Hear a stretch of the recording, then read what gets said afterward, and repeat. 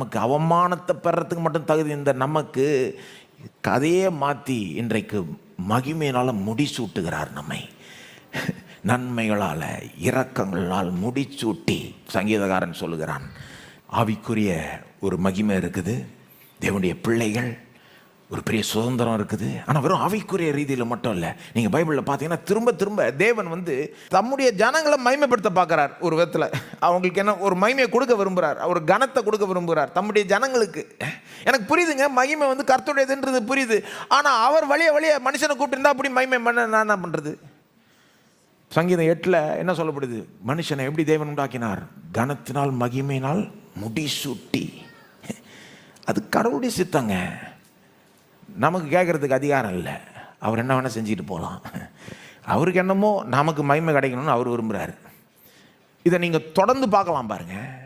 மகிமையே இல்லாத ஆபிரகாம் கிட்ட தலையை தொங்கி போட்டு வாழ்ந்துட்டு இருந்த ஆபிரகாம் கிட்ட வாரிசே இல்லாத ஆபிரகாம் கிட்ட எதிர்காலமே இல்லாத ஆபிரகாம் கிட்ட ஜீவனுள்ள தேவனை தெரியாத ஆபிரகாம் கிட்ட என்ன சொல்கிறார்? நான் உன்னை பெரிய ஜாதி ஆக்குவேன், உன் பேரை பெருமைப்படுத்துவேன். தேவையா அது? ஆபிரகாம் கேட்கல. அந்த நாட்கள் ஆபிரகாமுடைய உலகத்தில் வாரிசு இல்லைன்னா நீங்கள் யாருமே கிடையாது. அது அப்படிப்பட்ட உலகம். அது பிள்ளை இல்லைன்னா ஒரு பொருட்டாவே நினைக்க மாட்டாங்க. அந்த நாளில் ஆபிரகாம்கிட்ட என்ன சொல்கிறார்? நான் உன்னை பெரிய ஜாதி ஆக்குவேன், உனக்கு ஒரு நிந்தையை கொடுக்குற இந்த சூழ்நிலையை மாற்றுவேன். வாரிசு இல்லாதனால தானே உன்னை எல்லாம் கீழ்த்தனமாக பார்க்குறான், நான் அதை மாற்றி காமிக்கிறேன், உன்னை பெரிய ஜாதியாகவே ஆக்கிடுவேன், அதன் மூலமாக உன் பேரையே பெருமைப்படுத்திடுவேன். அவமானத்திலேருந்து மகிமைக்கு போகும்படி என்ன செய்யணுமோ அதை நான் செஞ்சு காமிக்கிறேன் அப்படின்றாரு. இஸ்ரவேல் ஜனங்கள்கிட்ட வாக்கு கொடுக்குறாரு. என்னன்னு? உன்னை வாளாக்காமல் தலையாக்குவேன், கீழாகாமல்.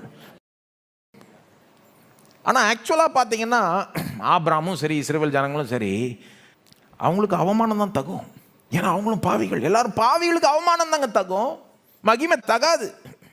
எதை வச்சு தேவன் சொல்றாரு உன்னை பெரிய ஜாதியாக்கும், பேரை பெருமைப்படுத்துவன், உன்னை வாளாக்காமல் தலையாக்குவன், கீழாகாமல் மேலாக்குவன்?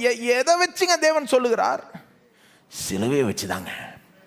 சிலுவை மட்டும் இல்லைன்னா அவர் அப்படி வாக்கு கொடுக்கவும் முடியாது, செய்யவும் முடியாது.